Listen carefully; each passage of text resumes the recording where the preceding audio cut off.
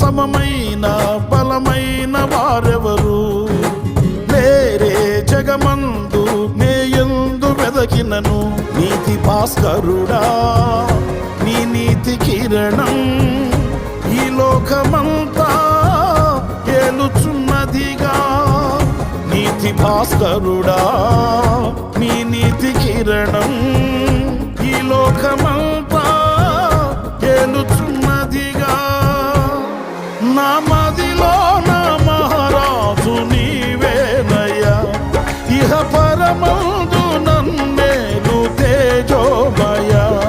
నీ నామం కీర్తించి ఆరాధింతును, నీ నామం కీర్తించి ఆరాధింతును. నీకేగా నా స్తుతి మాలిక.